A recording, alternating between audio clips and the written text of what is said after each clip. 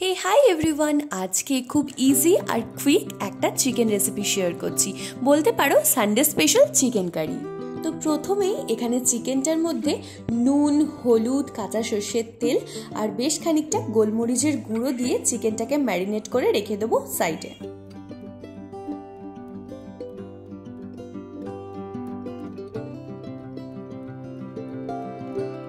এখানে আমি মাংসের আলুটাকে আগেই নুন হলুদ দিয়ে ভেজে তুলে রেখেছি, আর সেই কড়াইতেই বেশ খানিকটা সর্ষের তেল গরম করে নিয়ে তাতে প্রথমে অল্প একটু চিনি আর গোটা গরম মশলা ফোড়ন দিয়ে সেটাকে ভালো করে তেলের সাথে মিশিয়ে নিয়ে এখানে রিং রিং করে কাটা পেঁয়াজ দিয়ে নিচ্ছি।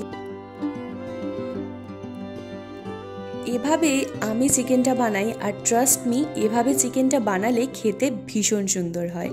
তো পেঁয়াজটা ভাজা হয়ে গেলে তার মধ্যে প্রথমে পেঁয়াজের পেস্ট দিয়ে দেবো, আর সেটা ততক্ষণ অবধি ফ্রাই করব যতক্ষণ অবধি না সুন্দর একটা গোল্ডেন ব্রাউন কালার আসছে।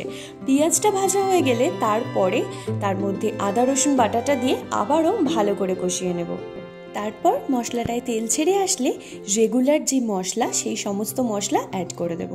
আচ্ছা, তোমরা আমাকে বলো তো, তোমরা চিকেন নাকি মাটন কোনটা খেতে বেশি পছন্দ করো?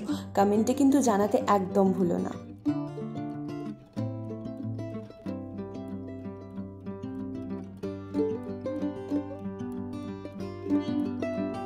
মশলাটা থেকে তেল ছেড়ে আসলে আগে থেকে যে চিকেনটা ম্যারিনেট করে রেখেছিলাম সেটা অ্যাড করে দেব।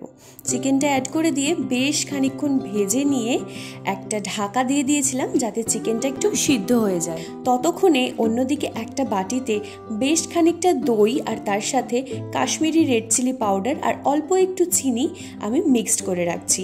দইয়ের সাথে এই লঙ্কার গুঁড়োটা মিক্সড করার কারণ হচ্ছে এটা খুব সুন্দর একটা কালার আনবে চিকেনটায়।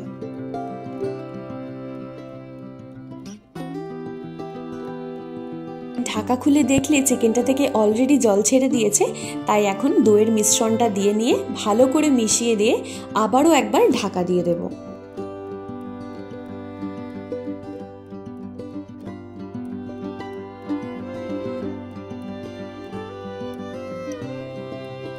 যতক্ষণ চিকেনটা সেদ্ধ হচ্ছে পাশে আমি আর একটা কড়াতে গোটা জিরে, গোটা ধনে, গরম মশলা, তেজপাতা, শুকনো লঙ্কা সমস্ত কিছু শুকনো কাঠখোলায় ভেজে নিয়ে একটা গরম মশলা বানিয়ে নিয়েছি। ও, এখানে আমি বলতে ভুলে গেছিলাম, দইটা দেওয়ার পরে আমি মাংসের সাথে ভাজা আলুগুলোও অ্যাড করে দিয়েছিলাম যাতে দুটো একসাথে সিদ্ধ হয়ে যায়। আর দেখতেই পাচ্ছ এখানে যে কি সুন্দর একটা কালার এসছে।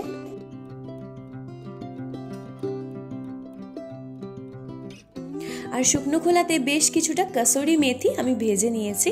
তারপর মাংসটা ভালো মতন ফুটে আসলে শেষে কসুরি মেথি আর যে ভাজা মশলাটা বানিয়েছিলাম সেই ভাজা মশলাটা আর অল্প একটু ধনে পাতা উপর থেকে ছড়িয়ে দিলেই রান্নাটা কমপ্লিট।